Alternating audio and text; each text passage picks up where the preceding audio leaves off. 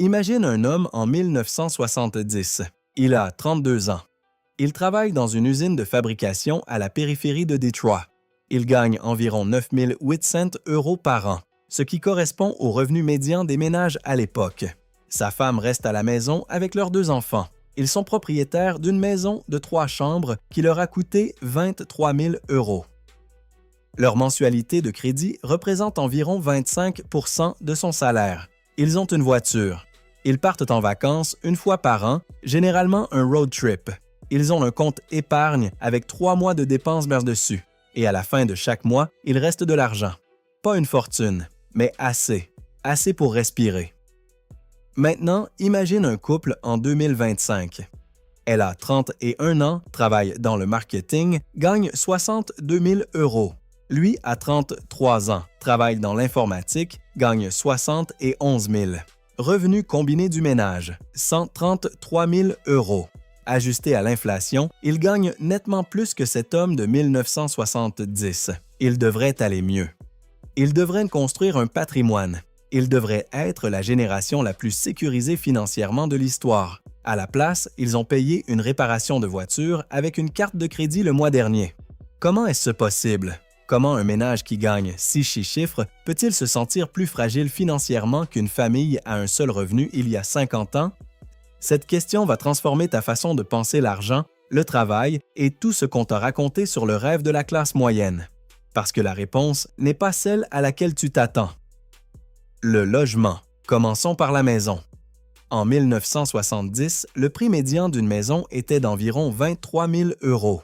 Ajusté à l'inflation, cela représente à peu près 180 000 € d'aujourd'hui. Cet homme de Détroit, avec un revenu médian, pouvait se permettre cette maison avec un seul salaire. Le logement mangeait environ 25 % de son revenu brut. La règle classique, confortable, gérable. Aujourd'hui, le prix médian du logement en 2024, selon les données officielles, a dépassé les 417 000 €. Pour notre couple qui gagne 133 000 combinés, cette maison consomme maintenant une bien plus grande partie de leurs revenus. Et voilà ce qui compte vraiment. Ils ont besoin des 2 salaires rien que pour obtenir le crédit immobilier. La banque calcule sur 2 salaires. L'agent immobilier leur montre des biens au prix calibré pour 2 salaires. Tout le marché s'est recalibré autour de l'hypothèse que chaque ménage a 2 actifs. Ce n'est pas arrivé par hasard. Quand les femmes sont entrées massivement sur le marché du travail tout au long des années 70, 80 et 90, quelque chose a basculé. Les familles ont soudain eu plus de pouvoir d'achat. Et à ton avis, qu'est-ce qui s'est passé quand des millions de familles sont arrivées sur le marché immobilier avec 2 revenus au lieu d'un? Les prix ont été poussés à la hausse, très fortement. Si les prix du logement avaient simplement suivi l'inflation générale depuis 1970, le logement médian coûterait aujourd'hui environ 178 000 €. À la place, il coûte 417 000 €. Les coûts du logement ont dépassé l'inflation de plus de 150 %. Ce deuxième revenu n'a pas acheté une vie plus grande. Il a acheté la même vie à un prix plus élevé. Le couat invisible, la garde d'enfants. Mais le logement n'est que le début. Parce qu'en 1970, il y avait une dépense qui existait à peine pour la plupart des familles. Une dépense qui dévore aujourd'hui des salaires entiers, la garde d'enfants. Quand cet homme de Détroit partait travailler et que sa femme restait à la maison avec les enfants, la garde coûtait 0. Ce n'était pas une ligne de budget.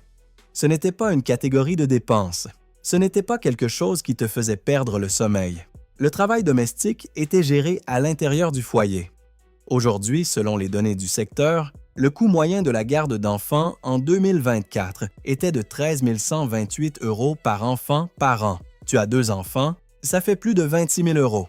Dans les zones à coût élevé, comme l'Île-de-France, un seul enfant peut te coûter plus de 20 000 € par an. Les organismes officiels considèrent que la garde d'enfants est abordable quand elle ne coûte pas plus de 7 % des revenus d'une famille. Selon ce critère, la garde d'enfants est inabordable dans pratiquement toutes les régions du pays. Pour notre couple qui gagne 133 000, la garde de 2 enfants consommerait environ 20 % de leur revenu brut avant d'avoir payé un seul euro d'impôt, un seul euro de loyer ou acheté le moindre litre de lait. Et voilà le calcul cruel.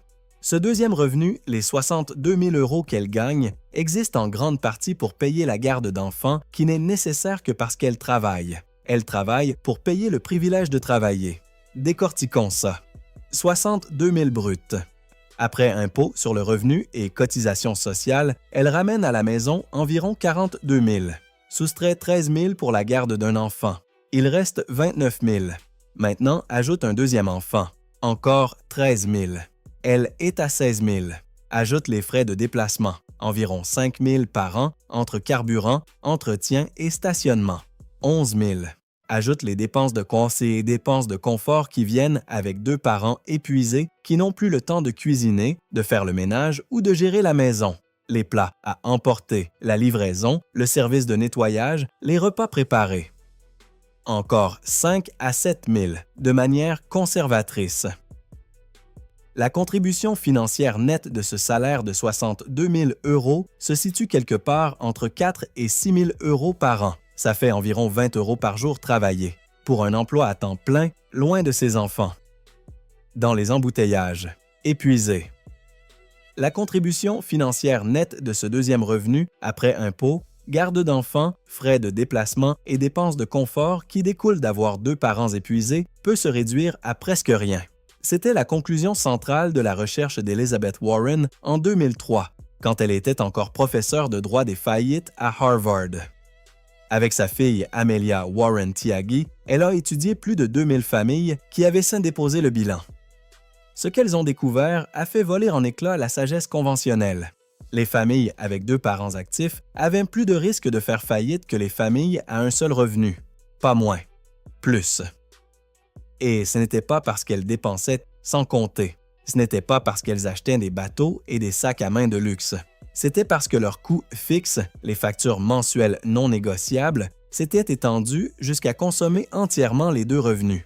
Logement, garde d'enfants, santé, transport, l'essentiel. Ce qu'on ne peut pas couper quand les temps sont durs. C'est ça qui mangeait les 2 salaires. Elles ont appelé ça le piège des 2 revenus. Et 22 ans plus tard, le piège ne s'est pas desserré, il s'est resserré. Le plan de secours qui n'existe plus. Revenons un instant à notre homme de 1970, parce qu'il y a quelque chose dans sa vie financière dont presque personne ne parle, et c'est peut-être la partie la plus importante de toute cette histoire.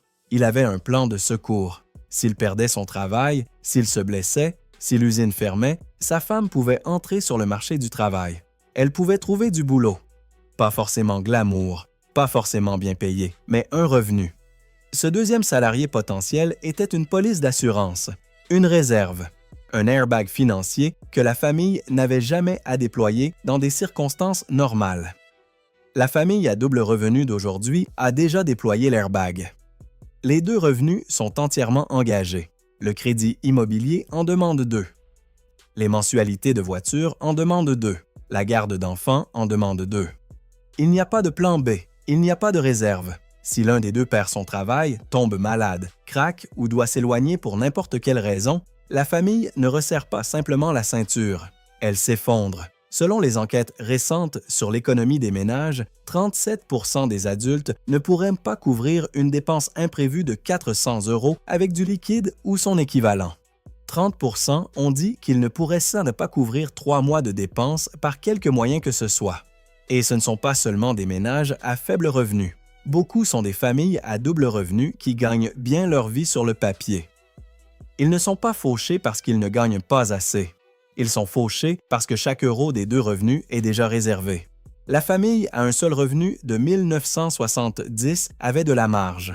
La famille à double revenu de 2025 n'en a aucune. La santé et l'éducation. Et ça va plus loin que le logement et la garde d'enfants.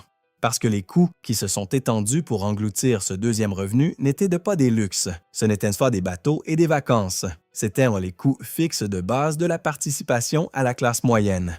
La santé. Selon les données officielles, les dépenses de santé par habitant ont augmenté de plus de 600 % depuis 1970, ajustées à l'inflation. Les primes d'assurance santé complémentaire pour une couverture familiale ont dépassé les 24 000 € en moyenne en 2024. Même avec la sécurité sociale et une mutuelle d'entreprise qui couvrent une partie, les familles paient des milliers d'euros de plus de leur poche que ce que leurs grands-parents auraient jamais imaginé. L'éducation.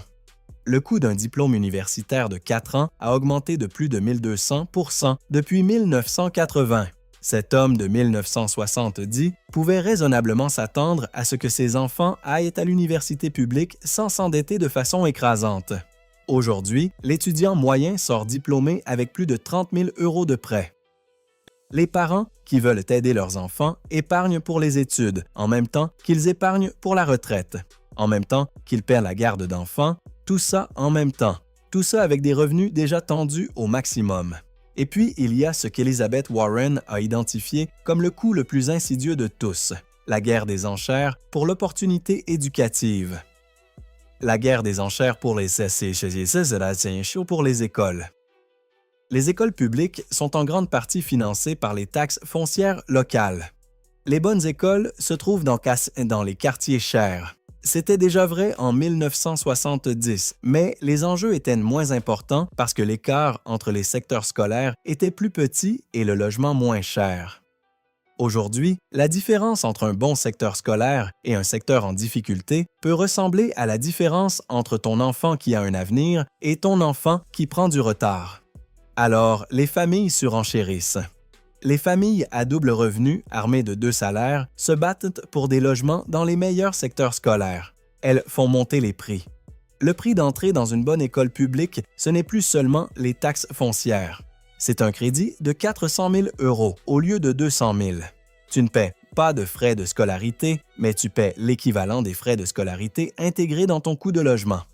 Et une fois que tu es coincé dans ce crédit, tu es coincé à avoir besoin des 2 revenus pour toujours. Tu ne peux pas ralentir. Tu ne peux pas permettre à l'un des deux de lever le pied. Le piège s'est refermé. Le piège psychologique. Et c'est là que ça devient inconfortable. Parce que tout ce que j'ai décrit jusqu'à présent pourrait donner l'impression que le piège des 2 revenus, c'est le problème de quelqu'un d'autre. Un problème systémique. Une force économique qui t'échappe. Et à bien des égards, c'est le cas. Mais il y a aussi une couche comportementale là-dedans dont personne n'aime parler. Quand un ménage voit un revenu combiné de 130 000 sur sa déclaration d'impôt, il prend des décisions de dépenses basées sur ce chiffre. Il achète la maison pour laquelle 2 revenus se qualifient. Il loue les voitures que 2 revenus peuvent théoriquement soutenir. Il s'inscrit au style de vie qui correspond aux chiffres sur la feuille. Et le marché est ravi de l'aider. Les banques te préapprouvent au maximum. Les concessionnaires étirent la durée pour faire tenir la mensualité. Toute l'économie de consommation est conçue pour t'aider à dépenser chaque euro des 2 revenus. Le piège psychologique fonctionne parallèlement au piège économique. Tu as l'impression que tu devrais bien t'en sortir. Le chiffre dit que tu devrais bien t'en sortir. Mais les calculs en dessous racontent une histoire complètement différente. Et l'écart entre ce que tu gagnes et la sécurité financière que tu as réellement se creuse chaque année. La solution: vivre sur un seul revenu. Alors qu'est-ce que tu fais? Parce que tu ne peux pas juste revenir en 1970. Tu ne peux pas annuler 50 ans d'inflation des coûts. Tu ne peux pas rendre la garde d'enfants gratuite ou le logement abordable par la seule force de tes souhaits. Mais tu peux faire quelque chose que presque personne ne fait, et ça change tout. Tu peux construire ta vie sur un seul revenu, pas littéralement. Tu n'as pas besoin que ton conjoint démissionne. Mais tu structures tes coûts fixes, ton crédit immobilier, tes mensualités de voiture, tes dépenses mensuelles non négociables pour qu'ils puissent être couverts par un seul salaire. Le deuxième revenu devient discrétionnaire. Il va dans l'épargne, les investissements, le remboursement des dettes, pas dans une maison plus grande, pas dans une deuxième mensualité de voiture, pas dans un style de vie qui nécessite 2 salaires pour être maintenu. C'est difficile. Ça signifie acheter la maison plus petite dans le quartier moins prestigieux. Ça signifie passer devant les logements pour lesquels tu te qualifies techniquement. Ça signifie expliquer à tes amis pourquoi tu ne déménages pas alors que ton revenu dit que tu pourrais. Mais en 5 à 10 ans, quelque chose bascule. Les investissements composent. Le fonds d'urgence est réel. La dette a disparu. Et tu as ce que tes grands-parents avaient en 1970 et ce que la plupart des familles à double revenu en 2025 n'ont pas. Tu as des options. Tu as de la marge. Tu as la capacité d'encaisser un choc sans que toute la structure s'effondre. L'un des deux pourrait prendre un risque professionnel. L'un des deux pourrait lever le pied pour être avec les enfants. L'un des deux pourrait s'occuper d'un parent âgé. Tu pourrais prendre des décisions en fonction de ce qui est le mieux pour ta famille, au lieu de ce qui est nécessaire pour payer la mensualité du crédit. Ce n'est pas seulement de la planification financière, c'est de la liberté. La même liberté que cet homme de Détroit avait en 1970 sans même y penser. Conclusion. Cet homme de 1970 n'avait pas de conseiller financier. Il n'avait pas d'application de budget. Il n'écoutait pas de podcast sur l'argent. Il n'avait pas besoin d'un job complémentaire ni d'un flux de revenus passifs. Il avait un revenu, un crédit immobilier qu'il pouvait se permettre et un plan de secours qu'il n'a jamais eu à utiliser. Il n'était pas riche, mais il était en sécurité. Et la sécurité est un type de richesse qu'aucun chiffre de salaire ne peut remplacer. 55 ans plus tard, on a deux revenus, des maisons plus grandes, des voitures plus jeunes et plus belles, des services d'abonnement que nos grands-parents n'auraient pas pu imaginer, et aucune marge d'erreur. Une seule dépense imprévue peut tout faire dérailler. Une perte d'emploi peut devenir une saisie immobilière. Une alerte santé peut devenir une faillite. On ne s'est pas enrichi, on s'est juste plus endetté. On a échangé la flexibilité contre des mètres carrés. On a échangé la marge contre l'apparence de la prospérité. Et on a dépensé le plan de secours avant même d'en avoir eu besoin. Les familles qui prospéreront dans cette économie ne sont pas celles qui gagnent le plus. Ce sont celles qui refusent de laisser leurs dépenses s'étendre pour consommer tout ce qu'elles gagnent. Celles qui gardent un plan de secours en réserve au lieu de le dépenser juste pour suivre. Celles qui comprennent que le chiffre sur la fiche de paie n'est pas la même chose que la sécurité sur le compte en banque. Tes grands-parents comprenaient quelque chose que nous avons oublié. La richesse n'est pas ce que tu gagnes, c'est ce que tu gardes. Et la sécurité, ce n'est pas de revenus, c'est en avoir un dont tu n'as pas besoin. Clôture. Si ça a changé ta façon de penser l'argent, abonne-toi. Partage ça avec quelqu'un qui a besoin de l'entendre. Et on se retrouve dans la prochaine vidéo.